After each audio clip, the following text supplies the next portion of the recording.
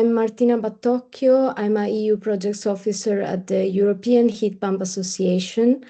But today I'm representing the GEOFLEXheat project as the dissemination, exploitation, and communication leader, with this presentation on geothermal market uptake and policy outlook, and how GEOFLEXheat can identify itself in the geothermal landscape.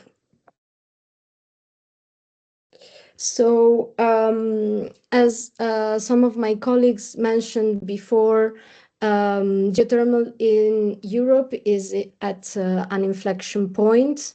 We have exploration and project pipelines that are growing, new technologies and cross-sector skills such as drilling and digital twins that reduce technical uncertainty.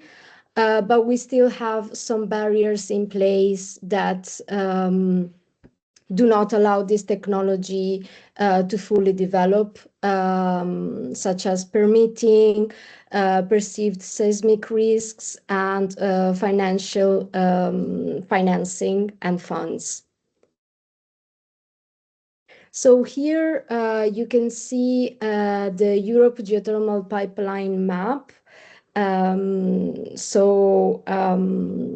EGEC, the European Geothermal Energy Council, has shared this visual in their market report in 2023.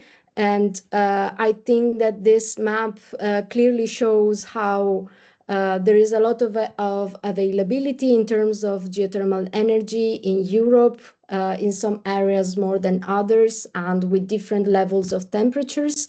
But the source is there and it's ready to be fully utilized. Also here you can see geothermal heat reservoirs at European level. This visual is slightly older, it's dated 2013, but you can clearly see the source, the geothermal availability, and the different depths at which it goes. And here you can see the growth of renewable energy generation from 2000 to 2022. So you can see hydropower, bioenergy, wind energy, geothermal energy, solar, and marine energy. And you can also clearly see that geothermal contributes in a very, very small portion, especially compared to wind and solar energy.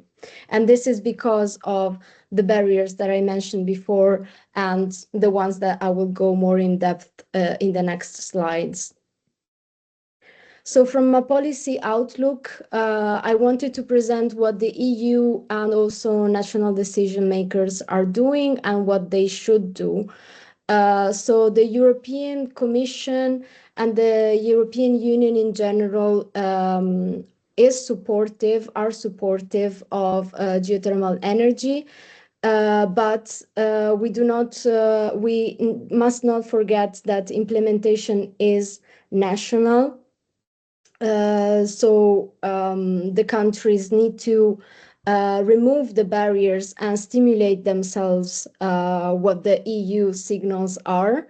For example, countries like Germany are moving to fast-track geothermal permitting and putting in place some scalability templates that will allow anyone who wants to fund or implement a geothermal project, a template that is ready and is harmonized.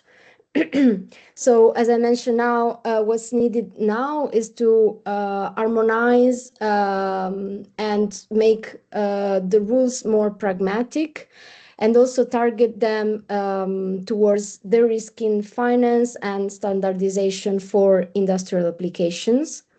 So the top policy levers to unlock this scale-up is, first of all, to permit streamlining and legal clarity, targeted public risk sharing, standardization and technical codes, and also community engagement and transparent monitoring. But in all of this, how does GEOFLEXheat map the market needs and addresses the policy barriers? So here you can see these three visuals. So the first one is a barrier.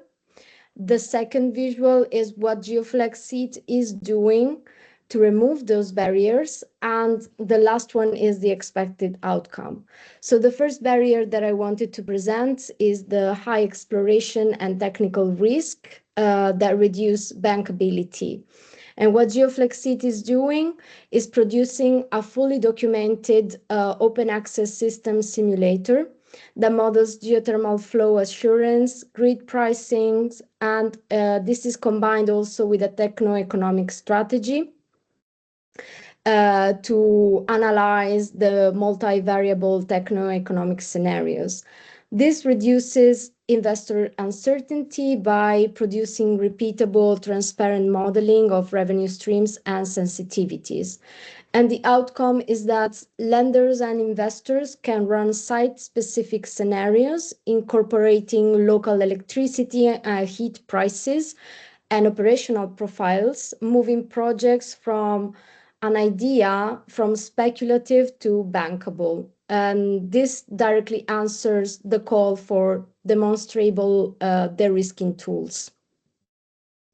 The second barrier is the scaling of mineral deposits on heat exchangers that reduce recoverable heat and increases operational and maintenance costs.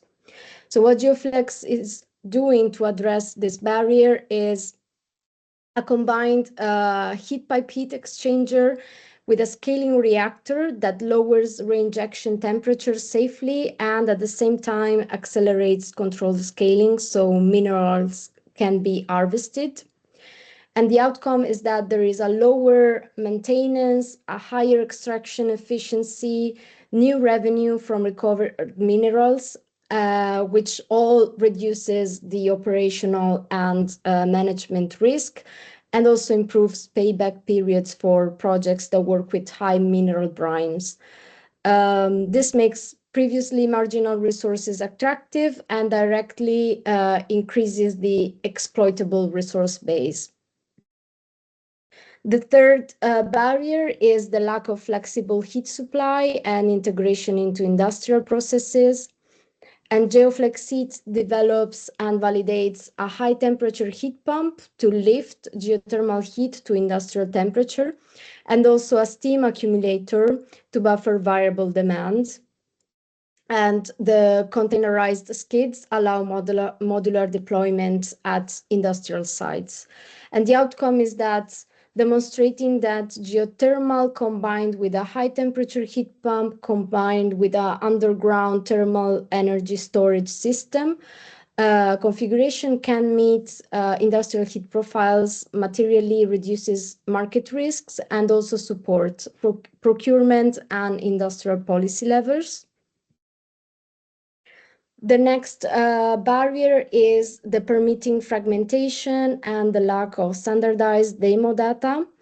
So what GEOFLEX is doing is standardization and policy work to provide standardized policy-ready documentation and policy demonstrators data, which helps regulators to create a harmonized permit procedure and reduce the time to approve industrial replication. We have another barrier that is social acceptance and local opposition. So what some partners in GEOFLEX are doing is develop a social acceptance guide and a life cycle assessment document to clear site level life cycle assessment results and provide a tested social acceptance playbook to reduce the probability of community stopping conflicts. And then we have the limited commercialization and intellectual property pathway for innovators. And for this, we are developing an exploitation and intellectual property strategy so that we have containerized, we basically package prototypes into containerized skids, validated business cases, and an IP management route so that the project increases the private sector willingness to invest and scale up production. So that being said, what could be concrete policy asks to ask to policymakers? So the first one is to implement one-stop permit procedures and fixed review timelines for demonstrators and industrial geothermal. The second one is about creating national or EU blended fund instruments to co-finance drilling and containerized demo deployment.